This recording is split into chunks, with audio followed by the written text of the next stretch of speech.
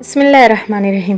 السلام علیکم دوستوں، آج ہم آپ کو قرآن مجید کی ایک ایسی کہانی سنانے جا رہے ہیں جس میں صبر، حکمت اور ایمان کی قوت کو بیان کیا گیا ہے۔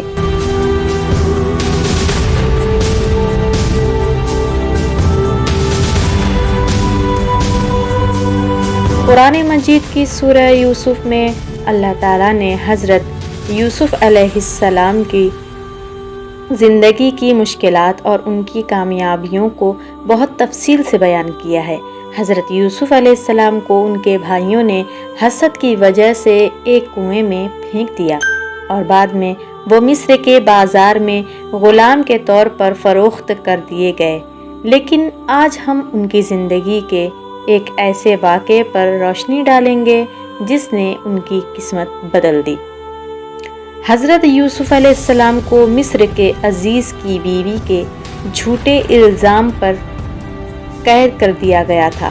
قید خانے میں حضرت یوسف علیہ السلام نے اللہ تعالیٰ کا ذکر جاری رکھا اور خوابوں کی تعبیر بتانے کا ہنر بھی جاری رکھا۔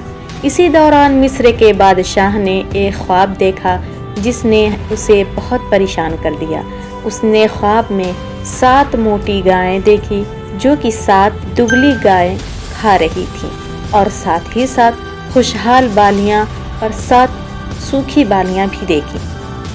بادشاہ کے درباری اس خواب کی تعبیر بتانے میں ناکام رہے، لیکن قید خانے میں حضرت یوسف علیہ السلام کے ساتھ ایک شخص نے بادشاہ کو ان کے خوابوں کی تعبیر بتانے کی صلاحیت کے بارے میں بتایا۔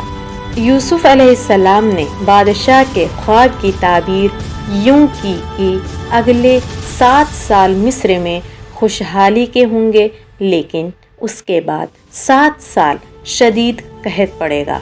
حضرت یوسف علیہ السلام نے مشورہ دیا کہ خوشحال سالوں میں غلہ جمع کیا جائے تاکہ قحط کے سالوں میں کام آ سکے۔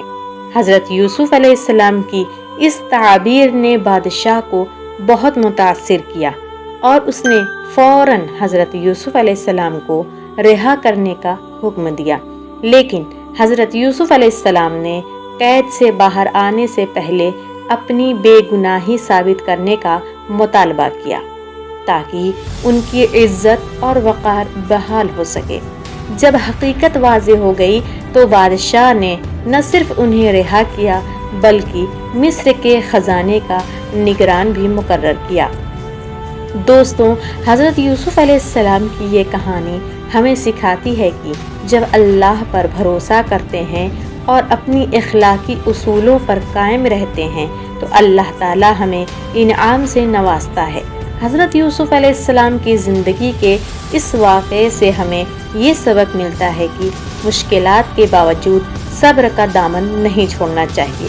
اگر آپ کو ہمیں یہ ویڈیو پسند آئے تو اسے لائک کریں، شیئر کریں اور ہمارے چینل کو سبسکرائب کریں تاکہ آپ کو مزید ایسے ایمان افروز کہانیاں ملتی رہیں۔